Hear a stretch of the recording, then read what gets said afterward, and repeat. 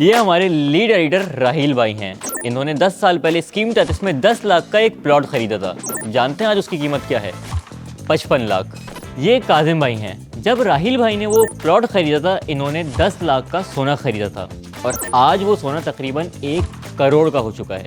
लेकिन ये तो कुछ भी नहीं। ये जुबैर भाई हैं। इन्होंने कोई 10 साल पहले नहीं बल्कि सिर्फ 3 साल पहले वही 10 लाख रुपए साजगार के शेयर्स में लगा दिए थे। और आपको पता है आज वो 10 लाख रुपए तकरीबन 4 करोड़ बन चुके हैं। लेकिन मैं कहता हूँ ये भी कुछ नहीं। ये है गोपाल रतनलाल। इन्होंने वही 10 लाख रुपए इसी महीने की 10 तारीख को क्रिप्टो के एक कॉइन में लगाए और जानते हैं सिर्फ 8 दिनों के अंदर वो 10 लाख तकरीबन 2 करोड़ में तब्दील हो गए। यानी असल गेम तो क्रिप्टो में है ना? हाँ, लेकिन फिर गोपाल भाई के साथ हाथ भी तो हो गया। अभी गोपाल भाई लिस्ट ही बना रहे थे कि क्या खरीदना है क्या नहीं। वो 10 लाख जो तकरीबन 2 करोड़ बन गए थे, जानते हैं वो 2.5 लाख में तब्दील हो गए। यानी उल्टा 7.5 लाख का नुकसान हो गया। लेकिन गोपाल भाई अकेले नहीं हैं। क्रिप्टो की मार्केट में रोज ऐसे सीन होते हैं जहां लालच के घोड़े पर सवार होकर लाखों इन्वेस्टर्स अपने ख्वाब पूरे करने निकलते हैं, लेकिन अपने सारे हाथ पांव टुटवा कर घर लौटते हैं। ऐसा इसलिए होता है क्योंकि वो बगैर किसी नॉलेज और अंडरस्टैंडिंग के इस मार्केट में कूद पड़ते हैं। इसीलिए ये वीडियो उन तमाम लोगों के लिए है जो वाकई समझना चाहते हैं कि आखिर क्रिप्टो किस बला का नाम है। तो लाइक और सब्सक्राइब कर लें, क्योंकि बिना किसी तमहीद के हम शुरू करने जा रहे हैं क्रिप्टो कहानी। अच्छा, एक अहम बात, आज की वीडियो फंडेड है। जी बिल्कुल, आपने सही सुना, आज की हमारी ये डॉक्यूमेंट्री फंडेड है। लेकिन आपको बताऊं, इसे किसी ट्रेडर या एक्सचेंज ने फ़ंड नहीं किया, बल्कि उन 200 हमारे पेट्रियन मेंबर ने फ़ंड किया है जो मुल्क के अंदर इंडिपेंडेंट जर्नलिज्म को ज़िंदा रखना चाहते हैं। तो अगर आप भी वाकई चाहते हैं कि हम लोग ऐसे ही काम बिना किसी बायसनेस के जारी रखें और हकीकत और सच पे कॉम्प्रोमाइज़ किए बगैर काम जारी रखें, तो हमारी इस फंडिंग का आप भी हिस्सा बने। और हाँ, एक पैगाम हमारे FBR वाले भाइयों के लिए भी कि भाई जुबैर भाई, राहिल भाई, काजिम भाई, गोपाल भाई की एग्जाम्पल फर्जी थी, जो कि सिर्फ लोगों को समझाने के लिए दी गई थी। तो खुदारा इनके पीछे ना पड़ जाइएगा।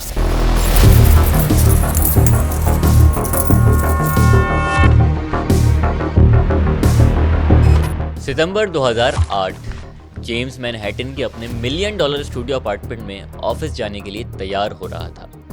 उसके फ़ोन पर एक नोटिफिकेशन आता है और जब उसने मैसेज खोला तो उसका दिमाग घूम गया। James, you are being fired. और ये मैसेज सिर्फ जेम्स नहीं बल्कि लीहमन ब्रदर्स में काम करने वाले हज़ारों एम्प्लॉयज़ को आया था। वो कंपनी जिसे अमरीकी कैपिटलिस्ट निज़ाम का फेस समझा जाता था, टू बिग टू फेल कहा जाता था, वो रातों रात कोलैप्स कर चुकी थी।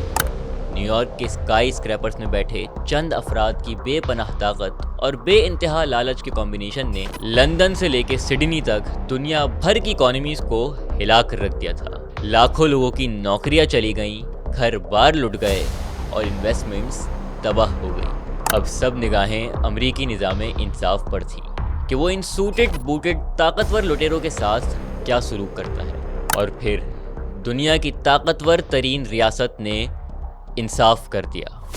Short time ago, the House of Representatives passed a bill that is essential to helping America's economy weather the financial crisis. उन कंपनीज को आवाम के ही टैक्स के पैसों से $700 अरब का बेल आउट पैकेज दे दिया गया और किसी एक बैंक के प्रेसिडेंट या CEO के खिलाफ कोई कार्रवाई तक नहीं।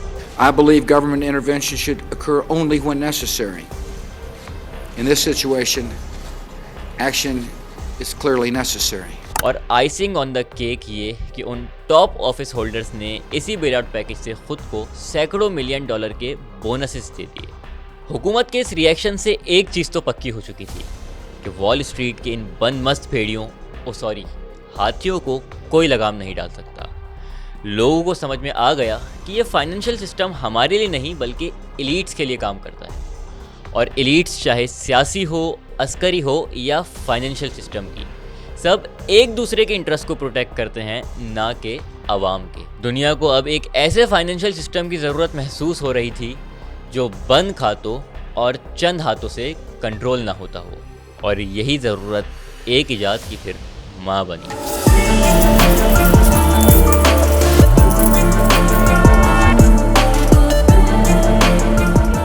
31 अक्टूबर 2008 एक गुमनाम शख्स ने खामोशी से इंटरनेट पर एक डॉक्यूमेंट रिलीज किया। उसने कहा कि ये सदियों पुराना फाइनेंशियल सिस्टम इस नई इंटरनेट की दुनिया में नहीं चल सकता, और फिर इसने इस नई डिजिटल दुनिया के लिए एक नई डिजिटल करेंसी लॉन्च करने का ऐलान कर दिया, और इस करेंसी का नाम था बिटकॉइन। लेकिन इससे पहले कि हम डिजिटल करेंसी को समझें, ये समझना बहुत ज़रूरी है कि फिजिकल वर्ल्ड में करेंसीज कैसे काम करती हैं। चलें आपसे एक सवाल पूछता हूँ, इस कागज़ की क्या वैल्यू है? हम रोज़ ऐसे बहुत से कागज़ फाड़ कर रद्दी की टोकरी में फेंक देते हैं, लेकिन जब इसी कागज़ पर कायदे आज़म की तस्वीर छप जाती है तो ये बड़े काम का बन जाता है। और हाँ, एक और सवाल कि हमारे कायदे आज़म की तस्वीर की वैल्यू फिर गांधी की तस्वीर से कम क्यों है? चले समझाता हूँ। सदियों पहले लोग खरीदो फरोख्त के लिए सोने, चांदी और तांबे के सिक्के इस्तेमाल करते थे, लेकिन ख़तरनाक रास्तों और डाकुओं के खौफ की वजह से लोग फिजिकली ये सिक्के कैरी करने में घबराते थे। तो फिर इन सिक्कों के मालिकान ने फिजिकल सिक्के देने के बजाय उनकी रसीदें जारी करना शुरू कर दी। ये रसीद गारंटी होती थी कि कैरियर के पास इतने सिक्के मौजूद हैं। आगे चलकर हुकूमतों ने फिर इसी सिस्टम के तहत बाज़ाब्ता नोट्स जारी करने शुरू कर दिए, लेकिन ये तमाम नोट्स उस हुकूमत के गोल्ड रिजर्व के साथ अटैच्ड होते थे, यानी कोई भी हुकूमत अपने गोल्ड रिजर्व से ज़्यादा के नोट्स जारी नहीं कर सकती थी। ये सिलसिला तकरीबन 100 साल पहले तक जारी रहा, लेकिन फिर सेकेंड वर्ल्ड वॉर के बाद अमेरिकन कैपिटलिस्ट एलीट ने एक ऐसी चाल चली जिसने डॉलर को ग्लोबल करेंसी में कन्वर्ट कर दिया। सीन कुछ यूँ था कि जंग की वजह से यूरोप और एशिया तबाह हो चुके थे, और जब ये सब लड़ रहे थे अमेरिका दूर बैठा सोना खरीद रहा था। इसीलिए जब जंग खत्म हुई तो पूरी दुनिया का 60% से ज़ायद सोना अमेरिका के पास था। इसीलिए दुनिया की 35 बड़ी इकोनॉमीज़ ने अपनी करेंसीज की कीमत डॉलर के साथ जोड़ दी, और फिर डॉलर की कीमत सोने से जोड़ दी गई। अमेरिका ने तमाम मुल्कों से ये वादा किया कि वो मुतालबा करने पर उन मुल्कों को डॉलर के बदले सोना फराहम करेगा। शुरू में तो ये बंदोबस्त आराम से चलता रहा, लेकिन 1960 की दिहाई तक एक मसला पैदा हुआ। पिछले 10-20 सालों में अमेरिका ने अपनी इकोनॉमी को बूस्ट करने के लिए दुनिया की तारीख की सबसे बड़ी स्पेंडिंग की। धड़ाधड़ डॉलर छाप कर बैंकों को कर्ज दिए गए, और बैंकों ने वो डॉलर्स बहुत ही कम रेट्स पर अमेरिकन को कर्ज देना शुरू कर दिए। गाड़ी चाहिए, लोन ले लो। यूनिवर्सिटी जाना है, लोन ले लो। घर खरीदना है, लोन। Vacations, loan. शादी, लोन। यहाँ तक के लोग फ्यूनरल का इंतजाम करने के लिए भी लोन लेने लगे। अमेरिकन्स के तो मजे थे, लेकिन ज़्यादा डॉलर छापने से उनकी सोने में तब्दीली की गारंटी कमज़ोर हो रही थी। यूरोप ने ये देखा तो डॉलर के बदले सोना मांगना शुरू कर दिया, और इस डिमांड से अमेरिकी गोल्ड रिजर्व तेज़ी से कम होने लगी। और फिर जब निक्सन ने ये सूरत हाल देखी तो अगस्त 1971 में अचानक उसने गोल्ड फॉर द डॉलर का बंदोबस्त ख़त्म करने का ऐलान कर दिया। वैसे इसे निक्सन शॉक भी कहा जाता है। I have directed Secretary Connally to suspend temporarily the convertibility of the dollar into gold or other reserve assets, except in amounts and conditions determined to be in the interest of monetary stability and in the best interest of the United States. सबको लग रहा था कि अब दुनिया से dollar की हुक्मरानी ख़त्म हो जाएगी, लेकिन फिर 1973 में शाह फैसल ने अमेरिका के साथ एक मुआहिदा कर लिया कि दुनिया भर में तेल सिर्फ और सिर्फ डॉलर में फ़रोख्त होगा। बदले में अमेरिका सऊदी अरब को फौजी तहफ़्फ़ुज़ और असलहा फराहम करेगा। फिर क्या था, डूबते डॉलर को तेल का सहारा मिल गया, और फिर उस दिन से लेकर आज तक डॉलर की डोमिनेंस कायम है। लेकिन आपको बताऊं कि इस इंतज़ाम से एक नए फाइनेंशियल ऑर्डर ने भी जन्म ले लिया। आज करेंसीज गोल्ड या किसी भी कीमती चीज़ की बैकिंग की वजह से नहीं, बल्कि उस रियासत की गारंटी की बुनियाद पर चलती है। और इसी तरह इंटरनेशनल मार्केट में जिस रियासत पर ज़्यादा से ज़्यादा मुल्क एतमाद करते हैं, उसकी करेंसी उतनी ज़्यादा स्ट्रॉन्ग होती चली जाती है। खैर, बैक टू बिटकॉइन। 31 अक्टूबर 2008 को लॉन्च होने वाले बिटकॉइन में दो चीज़ें फिजिकल करेंसीज से बिल्कुल अलग थी। सबसे पहले तो ये कि फिजिकल करेंसीज तो जिस मुल्क का सेंट्रल बैंक जितना चाहे छाप सकता है, लेकिन बिटकॉइन की टोटल सप्लाई को कैप कर दिया गया। दूसरा ये कि फिजिकल करेंसीज के हिसाब किताब बैंकों की बुक्स में छुपा कर रखे जाते हैं, और फिर इनमें हस्बे लालच उलट फेर भी कर दी जाती हैं। लेकिन बिटकॉइन का सारा हिसाब किताब दुनिया के सामने एक खुले खाते में ट्रांसपेरेंट रखा जाएगा, और इस खाते का नाम था ब्लॉकचेन। अब ब्लॉकचेन क्या है? तसव्वुर करें कि ब्लॉकचेन एक गूगल शीट की फाइल है जो बैक वक्त हजारों लोगों के सामने खुली है। जब भी कोई ट्रांजैक्शन होगी इसमें लिख ली जाएगी। और वो सबको दिखेगी। लेकिन इस ट्रांजैक्शन को मिटाने का, तब्दील करने का या इन शॉर्ट कंट्रोल करने का इख्तियार किसी के पास नहीं। अब आपको अपनी किसी भी ट्रांजैक्शन के लिए किसी मिडिल मैन की ज़रूरत नहीं थी। बायर और सेलर कंप्लीट ट्रांसपेरेंसी और इंतहाई तेज स्पीड के साथ आपस में ही पैसे ट्रांसफ़र कर सकते थे। क्या ज़बरदस्त सिस्टम था, लेकिन अफसोस फिर भी कोई बिटकॉइन पर एतमाद करने को तैयार नहीं था। पूरे 1 साल तक सिर्फ चंद प्रोग्रामर्स ही आपस में ये कॉइन इधर उधर भेजते रहे जैसे कोई नया खिलौना हो। बिटकॉइन कितना बेवकूफ़ था इसका अंदाज़ा इस चीज़ से ही लगा लें कि पहली बार 22 मई 2010 को लेस्लो हनीस नामी एक प्रोग्रामर ने पापा जोन्स के $41 के 2 पिज़्ज़ा 10,000 बिटकॉइन की पेमेंट से लिए। इस दिन पहली बार बिटकॉइन की कीमत $0.004 फी कॉइन तय हुई। लेकिन फिर आहिस्ता आहिस्ता बिटकॉइन को लोगों का एतमाद हासिल होना शुरू हो गया। 2011 $1, 2013 $3, जबकि जापान के बिटकॉइन को कानूनी करार देने पर 2017 में कीमत तकरीबन $20,000 तक जा पहुंची। Bitpoint, the company behind Peach Aviation, which allows travelers to use Bitcoin to pay for tickets.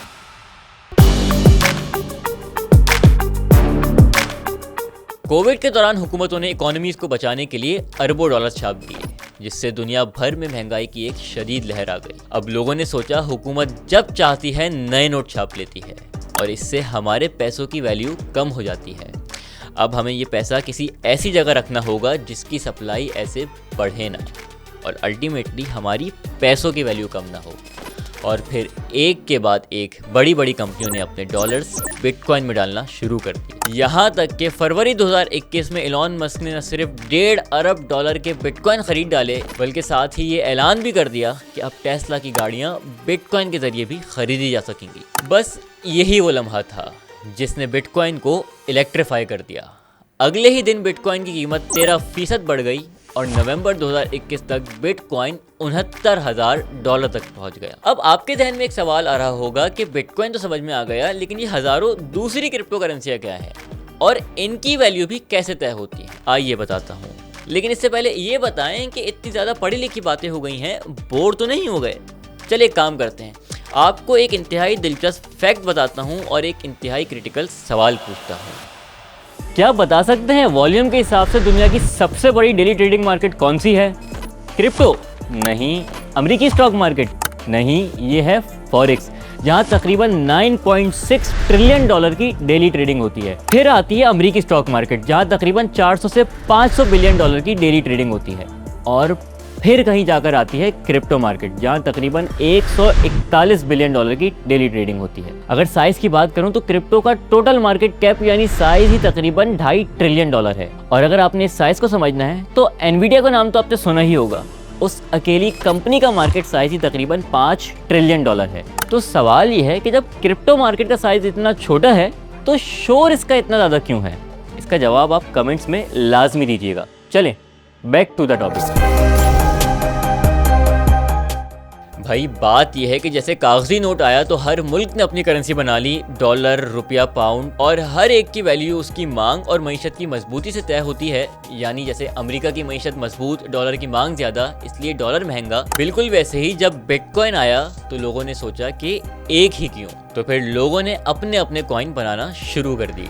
किसी ने कहा मैं बैंक ट्रांसफर ज्यादा तेज कर सकता हूं तो XRP बना, किसी ने कहा हमने एडवांस ब्लॉकचेन बनाई है तो इथेरियम बना, जबकि किसी ने सिर्फ मजाक में कुत्ते की तस्वीर लगाकर कॉइन बनाना चाहा तो डॉज कॉइन बना। अब इनकी वैल्यू कैसे तय होती है? वही फार्मूला है, जितनी मांग उतनी कीमत। जिस कॉइन के पीछे हकीकी इस्तेमाल और सिस्टम हो उसकी मांग और कीमत उतनी ज्यादा। खैर बहुत सीरियस बातें हो गई, आइए थोड़ा रिफ्रेश होते हैं। आपको एक दिलचस्प बात बताता हूँ। क्या आप जानते हैं एक ऐसा इंसान जिसने एक ऐसा सिस्टम बनाया जिसकी वैल्यू आज $2 ट्रिलियन से भी ज़्यादा है, जिसके अपने वॉलेट में तकरीबन 11 लाख बिटकॉइंस पड़े हैं, आज तक किसी को पता ही नहीं है कि वो कौन है?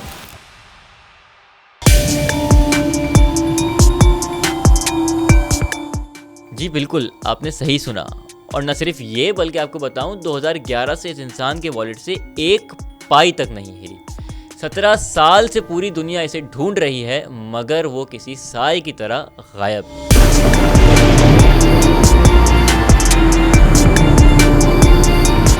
अब जाहिर है ऐसा कैसे हो सकता है कि इतना बड़ा मामला हो और लोगों ने ढूंढने की कोशिश ना की हो। बेतहाशा कोशिशें हुई और अनगिनत थ्योरी सामने आई, लेकिन आइए आपको निशाने के सबसे करीब लगने वाला तीर दिखाता हूँ। चंद दिन पहले 8 अप्रैल 2026 को न्यूयॉर्क टाइम की एक इन्वेस्टिगेशन स्टोरी सामने आई जिसने क्रिप्टो की दुनिया को हिला कर रख दिया। 18 महीनों की इस तहकीक में ये दावा किया गया है कि 11 लाख बिटकॉइन का मालिक और कोई नहीं बल्कि एडम बैक हैं। अब आप सोच रहे होंगे कौन एडम बैक? वो बरतानवी क्रिप्टोग्राफर यानी कोड और इंक्रिप्शन का माहिर जिसने 1997 में हैश कैश नामी एक निज़ाम बनाया जिस पर आज बिटकॉइन की माइनिंग खड़ी है। और यही नहीं, वो वाहिद इंसान जिसका नाम सतोशी नाकामोटो के बिटकॉइन वाइट पेपर में मौजूद है। अब ये दावा किस बिना पर किया गया? क्योंकि सतोशी और एडम का लिखने का अंदाज 99% तक सेम है। फिर 2008 से 2010 तक जब सतोशी दुनिया के सामने एक्टिव था, एडम बैक इंटरनेट से गायब था और जैसे ही 2011 में सतोशी ने अपना आखिरी मैसेज किया, 6 हफ्तों बाद एडम बैक दोबारा मंजर आम पर आ गया। और तो और एक कॉन्फ्रेंस में जब एडम को सतोशी का एक जुमला सुनाया गया तो उसके मुंह से निकला कि मैंने तो बहुत सी बातें की थी, और वो रुक गया। Well, he continued to deny, but there were moments in the interview where his body language told a different story. When I pressed him on some of the things that I'd found that were harder to explain away, his face reddened, and it was really noticeable because he was tan. जैसे उसे अंदाजा हो गया हो कि राज फाश हो गया है। अब यहाँ एक अहम बात, मैं जानता हूँ कि आपको भी ऐसा लगने लगा है कि वाकई यार एडम ही सतोशी है और मुअम्मा तो हल हो गया, लेकिन आपको बताऊँ बात इतनी सिंपल भी नहीं। यहाँ इस थ्योरी ने बहुत से माकूल दलाइल दिए हैं, वहीं कुछ ठोस हक़ाइक़ इस थ्योरी की भी नफ़ी करते हैं। जैसे एडम बैक इस वक्त एक ऐसी कंपनी के CEO हैं जो स्टॉक मार्केट में लिस्ट होने जा रही है, जहां कानूनन वो अपनी तमाम जायदाद जाहिर करने के पाबंद हैं। अगर वो सतोशी होते तो उनके पास मौजूद $85 बिलियन के बिटकॉइन छपाना उनके लिए नामुमकिन होता। खैर, बात यह है कि न्यूयॉर्क टाइम के इस क्लेम की तरह अनगिनत और क्लेम भी मौजूद हैं, लेकिन आखिर में सच वही है, जब तक कोई सतोशी की प्राइवेट की से साइन इन करके नहीं दिखाता, ये सब सिर्फ कहानियां ही रहेंगी। और सतोशी वो तो शायद कभी मंजर आम पर नहीं आए। क्यों? अब थोड़ा बहुत आप भी गूगल कर लें।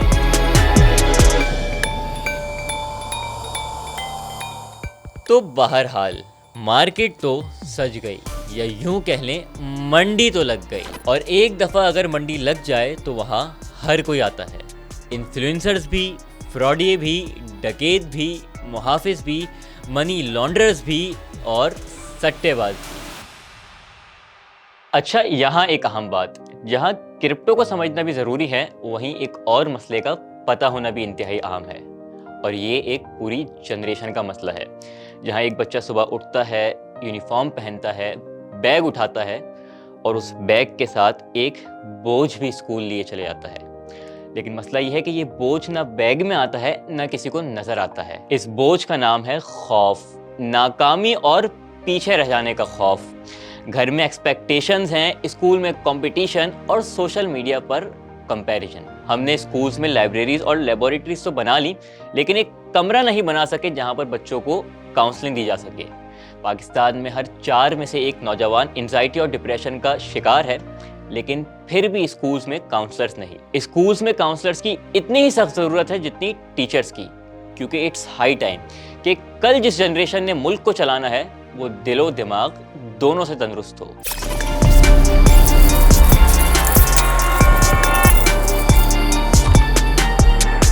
क्रिप्टो एक ऐसी लेबोरेटरी है जहां इन्फ्लुएंसर्स हों, टिकटॉकर्स हों या फिर कॉमेडियन, रातों रात सब माहिर ट्रेडर्स बन के निकलते हैं और फिर सबको बताते हैं कि मंडी से क्या और कैसे लेना है। लेडीज एंड गरीबों, आज इस वीडियो में हम स्विंग ट्रेड के बारे में सीखेंगे। इस वीडियो में मैं आपको बताऊंगा कि $100 से $1 मिलियन का सफर आपने कैसे तय करना है। कोई भी ट्रेडर नहीं है, सब ट्रेडिंग के नाम पे आपको चूरन बेच रहे हैं। ट्रेडर जो है, मैं आपको बता दूं कौन है ट्रेडर, हम हैं ट्रेडर। ट्रेडिंग करके 90% तक का प्रॉफिट हासिल कर सकते हैं। इनसाइड इनकम जनरेट होगी, फिर ही यशियां होंगी ना। इन्फ्लुएंसर्स का मेन चीज़ है उनका लाइफस्टाइल देखते हैं। ठीक, उस बंदे ने 2-3 गाड़ियाँ रेंट पे ले ली, ठीक है, रेंट पे ले ली, कैमरामैन पकड़ लिया है, एक गाड़ी रेंट पे ले ली, उसमें सारा दिन कपड़े चेंज कर रहे हैं, वीडियोस वगैरह बना रहे हैं, तो फेक इंस्टाग्राम लाइव, कभी किधर बैठ रहे कभी। तो ये यूथ तो मुतासिर होती है कि इस बंदे ने तो वाकई पैसे बनाए, मैं भी बना सकता हूँ। बंदा उसको कहता है कि भाईजान आप मेरे लिंक से आप अकाउंट बनाओ और आप मेरे ग्रुप में आ जाओ और आपको मैं सिग्नल दूंगा, आप भी पैसे बना लोगे। तो अब वो बंदा तबाह हो, बर्बाद हो, जुआ खेले, इस बंदे को उसके 70% जो ट्रेडिंग फीस का प्रॉफिट है आ रहा है, पैसिव इनकम। इन्फ्लुएंसर लाखों डॉलर बना रहे हैं, लाखों ऐसे, और आप मतलब वो खुद कुछ भी नहीं करते ट्रेड में, वो क्यों करें चीज को। वैसे जानना चाहते हैं कि आप जाली गुरुज को कैसे पहचान सकते हैं? दुनिया की सबसे बड़ी एसेट मैनेजमेंट कंपनी है ब्लैक रॉक। ओ ब्लैक रॉक तो नहीं लिख रही कि हम कितने पैसे बना के दे सकते हैं साल के। दुनिया में यूट्यूब में या फेसबुक के कमेंट में अगर कोई कह रहा है मैं डेली का इतना % बना के दे सकता हूँ, तो दुनिया का सबसे बड़ा स्कैमर है वो। फॉरन ब्लॉक करो, उसको जाके पूछते नहीं हाँ भाई कैसे बन सकते हैं, हाँ भाई कैसे।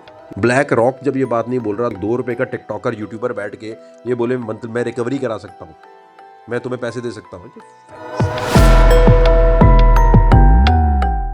अब मंडी में एक और जो चीज होती है वो है सट्टा। यही वो वजह है जिसके बायस लोग अपने लाखों करोड़ों गवा बैठते हैं। क्रिप्टो एक्सचेंजेस लोगों की लालच को इस्तेमाल करके 200, 300, यहाँ तक के 500x तक का लेवरेज यानी एक तरीके का उधार दे रही होती हैं। अब लोगों को लगता है कि ऐसे वो एक ही दिन के अंदर करोड़पति बन सकते हैं, लेकिन एक्सचेंजेस की जानिब से शर्तें इतनी कड़ी होती हैं कि प्राइस 1% उल्टी जाती है और लोगों का सारा पैसा एक्सचेंजेस का हो जाता है और यूं लोग अपना सब कुछ मिनटों में गवा बैठते हैं। तो एक बंदा था, कोई पठान बंदा था, दुबई में काम करता था। तो मुझे फेसबुक पे उसका मैसेज आया कि यार मैंने ये ट्रेड ली, मैंने लॉस किए बहुत बड़ा, और मुझे उसने कहा कि खुदा की कसम मेरे पास जो जॉब के पैसे थे वो मैंने इसमें लगाया कि मेरा कुछ मुनाफा होगा, और मेरी छोटी बच्ची उसके लिए मैंने सामान लेना है, पैम्पर वगैरह, दूध वगैरह लेना है। तो अगर आप थोड़ी हेल्प, बंदे की प्रोफाइल मैंने देखी तो मुझे पता, ऑरा से पता चला था कि दिस स्कैमर और legit person, the guy was very legit. ये एक केस है, और तो बहुत इस तरह के काउंटलेस हैं। अब मंडी में एक और जो चीज होती है वो है धोखा। आपको बताया जाता है कि जानवर बहुत अच्छा है, 2 दांत हैं, लेकिन बाद में पता चलता है कि ओह दांत तो नकली थे। सेम इसी तरह क्रिप्टो में भी होता है। चंद अमीर तरीन लोग एक अनजान से कॉइन का इंतखाब करते हैं, उसे एक ही वक्त में बेतहाशा खरीद कर ऊपर ले जाते हैं और फिर इस कॉइन को हद से ऊपर जाता देखकर आम लोग ट्रैप हो जाते हैं। उन्हें लगता है यही आखिरी मौका है, यही अगला बिटकॉइन है, इसे ना लिया तो कुछ नहीं लिया, और अब की बार ये फोमो का शिकार लोग इसकी प्राइस को ऊपर ले जाते हैं। और फिर जब इन वेल्स यानी अमीर तरीन इंसानों को लगता है कि अब तो प्राइस काफ़ी ऊपर चली गई है और अच्छा मुनाफा हो जाएगा, वो अपने सारे कॉइन कुछ ही मिनट्स में बेचकर कॉइन को ज़मीन पर ला गिराते हैं।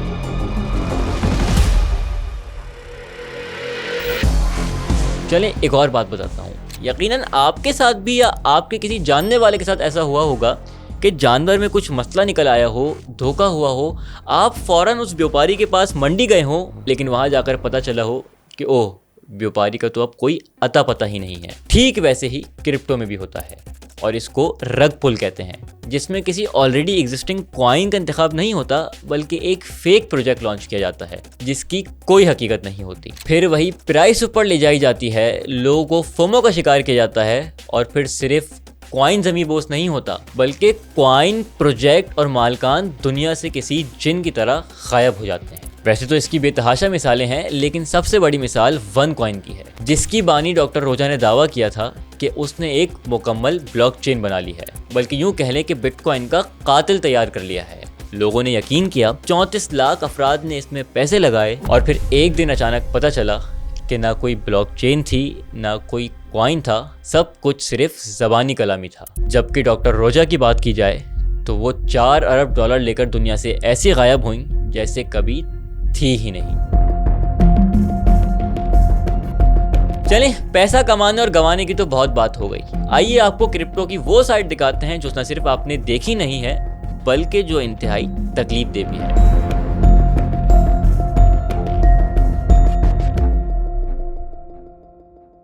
क्रिप्टो का पैसा सिर्फ अयाशियों पर ही खर्च नहीं होता बल्कि इसका इस्तेमाल ऐसी जगहों पर भी होता है जिसे सुनकर इंसान कांप उठे। मार्च 2024 में रूस के शहर मॉस्को में एक कॉन्सर्ट हॉल पर हमला होता है जिसमें 150 से ज्यादा मासूम लोग मारे जाते हैं। तफ्तीशकारों ने जब पैसे का पीछा किया तो इंकिशाफ हुआ कि हमला आवरों को मुबैना तौर पर क्रिप्टो में अदायगी की गई थी। लेकिन बात सिर्फ धमाकों तक महदूद नहीं। मई 2021 में अमेरिका की सबसे बड़ी ऑयल पाइपलाइन यानी कॉलोनियल पाइपलाइन को एक हैकर ग्रुप ने डिजिटली हाईजैक कर लिया। पाइपलाइन का पूरा सिस्टम लॉक कर लिया और इसे खोलने के बदले में बिटकॉइन में तवान मांगा। इस एक हमले की वजह से अमेरिका की आधी रियासतों में पेट्रोल खत्म हो गया और इमरजेंसी लगानी पड़ी। इसी तरह वाना किराए नामी हमले ने बर्तानिया के दर्जनों अस्पतालों का डेटा ब्लॉक कर दिया, जिसकी वजह से कैंसर के मरीजों के ऑपरेशंस तक रुक गए और मुतालबा वही क्रिप्टो में ताबान। वैसे अब आपके जहन में एक सवाल आ रहा होगा कि आखिर क्रिप्टो क्रिमिनल्स में इतनी क्यों हिट है। इसकी वजह है ब्लॉकचेन का आईडी सिस्टम। आपके सामने चंद डिजिट्स का वॉलेट आईडी होता है, लेकिन ये आईडी है किसकी ये पता करना बहुत ही मुश्किल होता है। और यही वजह है कि क्रिप्टो करेंसी एक वॉशिंग मशीन भी बन गई है, एक ऐसी वॉशिंग मशीन जो काले पैसे को धो देती है। क्या हुआ अभी भी समझ नहीं आया? आइए समझाता हूँ। जानते हैं मुजरिमों का सबसे बड़ा सरदर्द क्या होता है?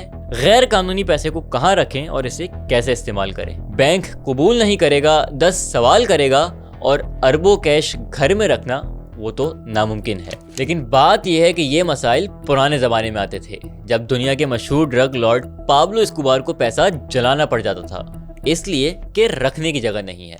अब तो क्रिप्टो ने ये सर दर्द ख़त्म ही कर दिया। काले पैसे को सिस्टम में लाना है, टेलीग्राम पर एक क्रिप्टो ब्रोकर से राब्ता करो, वो आपको कैश के बदले बिटकॉइन दे देगा। कोई बैंक नहीं, कोई कागज नहीं, कोई सवाल नहीं और बैठे बैठे चंद मिनट्स में अरबों डिजिटल नंबर में तब्दील। और वो ब्रोकर वो इस कैश को अपनी दुकान या रेस्टोरेंट की रोजाना आमदनी में मिक्स कर देगा। इसी तरह पैसे को अनट्रेसेबल बनाना है तो अब तो कोई मसला ही नहीं। टोर्नेडो कैश या रियल गन जैसे मिक्सर्स मौजूद हैं, जहां आपकी क्रिप्टो इतनी दफ़ा मिक्स होती है कि किसी को पता ही नहीं चल सकता कि ये दरअसल थी किसकी। और फिर आखिर में सबसे अहम बात कि इस धुले हुए पैसे को इस्तेमाल करना है तो अनलाइक पहले के कि जब इसके लिए झूठी कंपनियां बनानी पड़ती थी, झूठे हिसाब किताब तैयार करने पड़ते थे, अब मुजरिम क्रिप्टो एक्सचेंज पर अपनी आईडी से थोड़ी सी ट्रेडिंग दिखाता है, फिर एक्सचेंज का स्टेटमेंट निकाल कर कहता है ये रहा सबूत। खैर, सबसे अहम बात कि इस सब का पाकिस्तान से क्या लेना देना है? बहुत गहरा ताल्लुक है। पाकिस्तान कई साल तक FATF की ग्रे लिस्ट में रहा है। क्यों?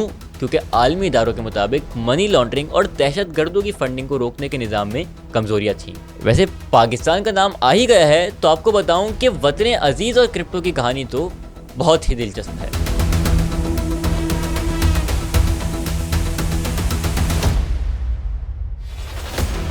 पाकिस्तान और क्रिप्टो की कहानी किसी बॉलीवुड थ्रिलर से कम नहीं है। शुरू में तो ऐसा लगा कि जैसे पाकिस्तान और क्रिप्टो की कोई पुरानी दुश्मनी हो। अप्रैल 2018 में स्टेट बैंक ने एक सर्कुलर निकाला और तमाम बैंकों को हुक्म दिया कि खबरदार किसी ने क्रिप्टो ट्रांजैक्शन की तो खैर नहीं। बस फिर क्या था, FIA एक्शन में आ गई। जगह जगह छापे मारे गए, जिनके पास माइनिंग मशीनें थीं उन्हें गिरफ्तार किया गया और ऐसा माहौल बनाया गया जैसे बिटकॉइन रखना कोई संगीन जुर्म हो। वो अलग बात है कि मुल्जिमान और ऐनी शाहिदीन के मुताबिक ये बिटकॉइंस किसी सरकारी खाते में नहीं बल्कि FIA अहलकार और अफसरान के पर्सनल वॉलेट्स में जाते थे। इस कहानी में फिर असल और बड़ा ट्विस्ट आता है। 2019 में वक़ार ज़का सिंध हाई कोर्ट पहुंच गए। 2 साल तक वो अकेले बगैर किसी वकील के जजिस को ब्लॉकचेन समझाते रहे। और जानते हैं अदालत में स्टेट बैंक के वकीलों ने क्या एतराफ़ किया? उन्होंने माना कि स्टेट बैंक के पास तो क्रिप्टो पर पाबंदी लगाने का कोई कानूनी इख्तियार ही नहीं था, क्योंकि पार्लियामेंट ने ऐसा कोई कानून पास ही नहीं किया था। गोया हुकूमत बरसों से एक ऐसी पाबंदी पर लोगों को गिरफ्तार कर रही थी जो तकनीकी तौर पर कानून ही नहीं था। लेकिन फिर हवाओं ने अपना रुख बदला। जहां 2023 तक हमारी वज़ीर ख़जाना आयशा गौस पाशा कह रही थी कि क्रिप्टो पाकिस्तान में कभी लीगल नहीं होगा, मंजर आम पर फिर बिलाल बिन साकिब आए और फिर अमेरिका में डोनाल्ड ट्रंप की वापसी ने गेम ही बदल दी।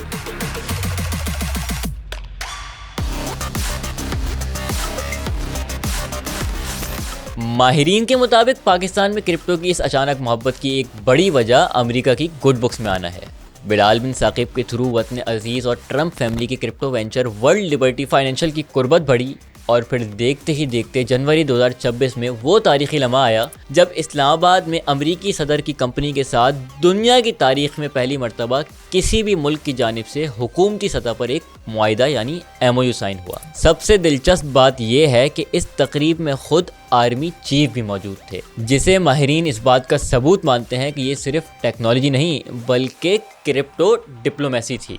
ये अगर डिप्लोमेसी है, हमें बिल्कुल इकोनॉमिक डिप्लोमेसी करनी चाहिए। स्टेट लेवल्स पे तो इकोनॉमिक इंटरेस्ट होते हैं, तो मेरे हिसाब से तो इसमें अच्छी बात है ना। अगर पाकिस्तान को यहाँ के काम करना चाह रहा है और देखना चाह रहा है और कटिंग एज ऑफ टेक्नोलॉजी पे है, तो हमें सबके साथ अपॉर्चुनिटीज एक्सप्लोर करनी चाहिए। वैसे आपको बताऊं कि अब तो आलम यह है कि जहां क्रिप्टो सिर्फ रखना ही स्ट्रेट बैन था, जहां 11,000 पाकिस्तानियों के बैंक अकाउंट P2P ट्रेडिंग की वजह से बंद कर दिए गए थे, वहां हमने अब बाकी दुनिया की तरह क्रिप्टो एक्सचेंजेस को लाइसेंस भी देना शुरू कर दिए। हमने न सिर्फ वर्चुअल एसेट का बिल मंजूर किया बल्कि पिवारा के नाम से रेगुलेटरी अथॉरिटी भी कायम की, जो कि अब न सिर्फ क्रिप्टो की लीगलाइजेशन का मुकम्मल फ्रेमवर्क बनाएगी बल्कि उसे इम्प्लीमेंट भी कराएगी। पिवारा जो है ना, it is an autonomous organisation that is in charge of incubating and accelerating crypto digital assets in Pakistan. ये आप समझें कि ये एक स्टेट बैंक है for digital assets. Of course ये उसको रेगुलेट भी करेगा, बट हमने सैंड बॉक्सेस खोल दिए हैं। हमने रियल वर्ल्ड एसेट्स टोकनाइजेशन के लिए एक सैंड बॉक्सेस खोले हैं। हम ये वर्चुअल एसेट सर्विस प्रोवाइडर के लाइसेंसेस भी दे रहे हैं। हम स्टेबल कॉइन पे भी जो है वर्किंग कर रहे हैं। तो ये आप समझे ना कि जितनी डिजिटल एसेट्स रिलेटेड एक्टिविटी है, पिवारा का वो मैंडेट है। Binance founder CZ sentenced to 4 months in prison on anti-money laundering charges. वो अलग बात है कि कुछ लोग बोल रहे हैं कि इतनी भी क्या मोहब्बत कि जिस बाइनेंस के मालिक को मनी लॉन्ड्रिंग के जुर्म में अमेरिका ने जेल भेजा था, उसके बानी CZ को पाकिस्तान क्रिप्टो काउंसिल का मुशीर ही बना लिया। HSBC, BNB, ये जितने बड़े बैंक हैं, इन सब पे फाइनेंशियल इंस्टीट्यूशन पे फाइन लगती है। बात वो नहीं है कि फाइन लगाओ, बात ये कि फाइन के बाद क्या होता है, कंप्लायंस किस तरह की होती है। बाइनेंस इस वक्त दुनिया की सबसे बड़ी एक्सचेंज है और इसलिए पाकिस्तानीज भी काफ़ी ज़्यादा बाइनेंस को यूज़ करते हैं। तो हमने एक प्रोसेस के बाद बाइनेंस को NOC दिया है और एक अब पूरे हम उनके साथ एक $2 बिलियन की पाकिस्तान का जो डेट है कि हमें बाहर जाना पड़ता है पैसे रेज करने के लिए, कभी IMF के लिए, और वो कंडीशनैलिटीज़ लगती हैं। हम कैपिटल मार्केट्स जाएँ, हम अपना सॉवरेन डेट जो है उसको टोकनाइज करें। तो हम इस तरह के भी इनोवेशंस पे काम कर रहे हैं। खैर, यहाँ लीगलाइजेशन न सिर्फ ज़रूरी है बल्कि अच्छी बात है, वहीं आपने भी इस बात के लिए तैयार रहना है कि मुस्तकबिल में आपको क्रिप्टो पर भी टैक्स देना होगा। हमारे पास डेटा आ गया कि ज़्यादातर पाकिस्तानी सेंट्रलाइज एक्सचेंजेस पे हैं। हमने उनमें से 2 को NOC दिया, उनको अब हम फुल लाइसेंसिंग की तरफ लेके जा रही हैं। और जैसे ही उनकी लाइसेंसिंग अप्रोच चलेगी तो हमने एक टैक्सेशन कमेटी भी बनाई हुई है। हम फिर FBR के साथ बैंकिंग रेल्स इंटीग्रेट करेंगे कि ये सब जो है ना एक सिंक्रोनाइज्ड व्हीकल की तरह चले। कुछ बड़े और सबसे ज्यादा पूछे जाने वाले सवालों की तरफ चलते हैं।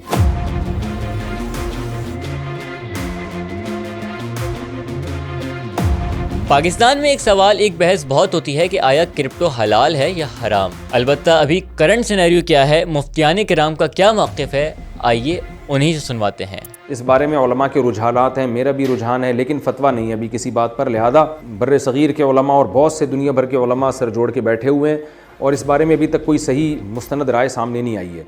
तो हमारी भी इस बारे में खामोशी है। उसकी वजह यह है कि जल्दी किसी बात में फतवा नहीं देना चाहिए, क्योंकि ऐसा ना हो कि आज इसके फ़ायदे नज़र आ रहे हैं, कल ऐसा ना हो कि अरबों खरबों का मालियत का लोगों को नुकसान हो जाए, क्योंकि ये फ़र्ज़ी करेंसी है, कोई हकीकत तो है नहीं। तो मैं ये नहीं कह रहा कि हराम है, नाजायज़ है, लेकिन हम जायज़ कहने में भी तवक्कुफ़ कर रहे हैं। चलें अब आते हैं क्रिप्टो की दुनिया की सबसे मुतनाज़ सवाल पर। क्या बिटकॉइन वाकई CIA का प्रोजेक्ट है? पहली नज़र में ये कॉन्स्पिरेसी थ्योरी लगती है, लेकिन जो लोग ये दावा करते हैं वो ये बात सिर्फ हवा में नहीं करते, उनके पास कुछ ठोस दलाइल भी हैं। मिसाल के तौर पर अगर आप गूगल सर्च करें बिटकॉइन कौन सा एल्गोरिथम इस्तेमाल करता है तो जवाब मिलता है SHA-256। और अब अगर आप ये सवाल करें गूगल पे कि SHA-256 किसने बनाया तो जवाब आएगा NSA यानी अमरीकी सिक्योरिटी एजेंसी ने। लेकिन चलें इसको छोड़ते हैं, मैं आपको एक और बात बताता हूँ। 1990 की दिहाई में NSA का एक रिसर्च पेपर सामने आता है जिसमें डिजिटल करेंसी के एक ऐसे मॉडल का जिक्र किया गया था जिसे कुछ लोग हूबहू बिटकॉइन करार देते हैं। और फिर 2013 में एडवर्ड स्नोडेन की लीक्स में सामने आने वाला प्रोग्राम मंकी रॉकेट ने भी इस दावे को मजीद मजबूत कर दिया, जिसके मुताबिक अमेरिकी एजेंसियां बिटकॉइन सार्फिन को ट्रैक करने की कोशिश कर रही थी। यहाँ तक कि उनकी आईपीस, पासवर्ड्स, लोकेशन को भी ट्रैक किया जा रहा था। अब यहाँ एक अहम बात, मैं जानता हूँ कि आपको भी ऐसा लगने लगा है कि वाकई यार CIA ही इसके पीछे है, तो रुके जरा, सब्र कीजिए, इन सब दलाइल को थोड़े ठंडे दिमाग से देखते हैं।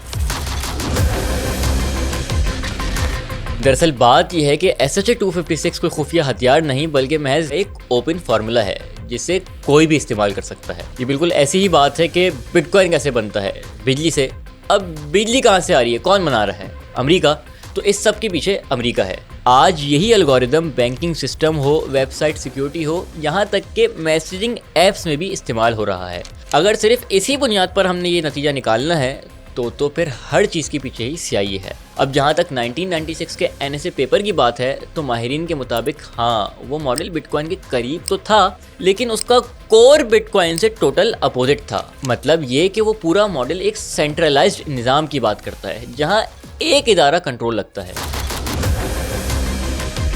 जबकि बिटकॉइन मुकम्मल तौर पर इसके बरक्स है। और हाँ, जहाँ तक मंकी रॉकेट का ताल्लुक है तो अगर वाकई बिटकॉइन CIA के कंट्रोल में होता तो CIA को सार्फिन को ट्रैक करने के लिए जाली VPN बनाने की क्या जरूरत थी भाई। आखिर कोई अपनी ही बनाई हुई चीज को हैक करने की कोशिश क्यों करेगा। इसलिए ज्यादातर माहिरीन इस नतीजे पर पहुंचे हैं कि बिटकॉइन तो CIA का प्रोजेक्ट नहीं है। अलबत्ता जब हुकूमतों और मालियाती इदारों को ये एहसास हुआ कि बिटकॉइन उनके रिवायती कंट्रोल से बाहर है, ना उसे फ्रीज किया जा सकता है, ना रोका जा सकता है और ना ही इस पर मुकम्मल गिरफ्त हासिल की जा सकती है, ऐसे में बराह रास्त टक्कर लेने के बजाय एक मुख्तलिफ रास्ता इख्तियार किया गया और अपना एक निज़ाम कायम किया गया जो हमें आज USDT की शक्ल में दिखाई देता है। USDT की बात की जाए तो आसान ज़बान में ये एक डिजिटल डॉलर है जो ब्लॉकचेन पर चलता है।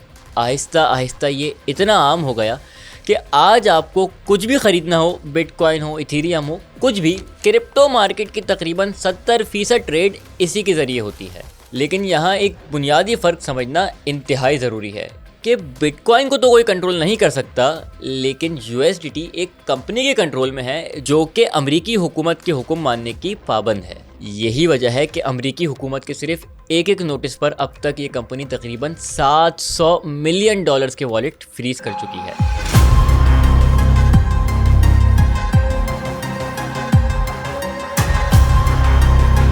जहां बिटकॉइन को ये क्रेडिट दिया जाता है कि इसने सूटेड बूटेड एलीट्स के पुराने बैंकिंग सिस्टम का तोड़ दिया, वहीं इस पर एक तनकीद भी बहुत ज़्यादा होती है। लोग कहते हैं कि भाई आखिर हम कैसे बिटकॉइन या डिजिटल करेंसी पर भरोसा कर लें, रहकर फिर है तो ये सिर्फ कोड ही ना, फिर इसकी प्राइस भी मुस्तहकम नहीं, आज ऊपर है कल ज़मी बोझ भी हो सकती है, हम इस पर कैसे भरोसा कर सकते हैं। तो इस बात के जवाब में मैं आपको कुछ ज़्यादा एक्सप्लेनेशन तो नहीं दूंगा, अलबत्ता एक सवाल ज़रूर पूछना चाहूँगा कि क्या पेपर करेंसी मुस्तहकम है, क्या उस पर भरोसा किया जा सकता है। अगर हाँ तो एक दफ़ा वेनेजुएला या इवन ईरान में रहने वाले लोगों से इस बारे में ज़रूर पूछिएगा, आपको आपका जवाब मिल जाएगा।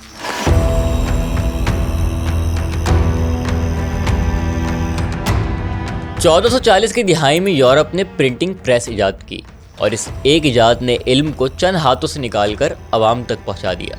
लेकिन अफसोस, तकरीबन 300 साल बाद भी जब 1720 में इब्राहिम मुतफरिका ने उस्मानी सल्तनत में प्रिंटिंग प्रेस लाने की इजाज़त मांगी तो सूरत हाल कुछ यूँ थी कि जिस किताब में वो अपने दलाइल लेकर आया था वो खुद भी उसने हाथ से लिखी थी, क्योंकि प्रिंटिंग प्रेस का इस्तेमाल कानूनन ममनू था। खत्तातों को डर था कि उनका रोज़गार ख़त्म हो जाएगा, उल्मा को खदशा था कि नाजायज़ मवाद छपेगा या कुरान की नाउज़ुबिल्लाह बेहुरमती हो सकती है, और सुल्तान ने पाबंदी बरकरार रखी। उधर यूरोप में प्रिंटिंग प्रेस ने इल्म को तेज़ी से फैलाया, साइंसी इनकलाब को जन्म दिया और रोशन ख्याली के दौर की बुनियाद रखी, जबकि मुस्लिम दुनिया इस बड़ी तब्दीली से कटी रही। वक्त के साथ साथ ये फ़र्क बढ़ता गया, यहाँ तक कि वही उस्मानी सल्तनत जो कभी दुनिया की बड़ी ताकतों में शुमार होती थी, 18वीं सदी में यूरोप का मर्दे बीमार कहलाने लगी। अगर आज हम अपने इर्द गिर्द देखें तो एक मिलती जुलती कहानी नज़र आती है। हम या तो नई टेक्नोलॉजी को कबूल ही नहीं करते या इतनी देर कर देते हैं कि जब तक उसे अपनाते हैं दुनिया बहुत आगे जा चुकी होती है और हम अपॉर्चुनिटी गंवा बैठते हैं। अस्सलाम वालेकुम जी। ये जो आपको सामने लिखा नजर आ रहा है 1 बिटकॉइन इक्वल्स टू $268। अब बिटकॉइन के बारे में काफी सारे लोग जानते होंगे, लेकिन मैं अभी आपको बताने लगा हूँ बिटकॉइन है क्या चीज। हाइड्रो पावर की मशीनें हमें लगाने दो। जब 268 का था, 268 का, पूरे मुल्क के अंदर कह रहे थे वकार ज़का गलत बोल रहा है, उनकी तकदीर ऊपर चली जाती।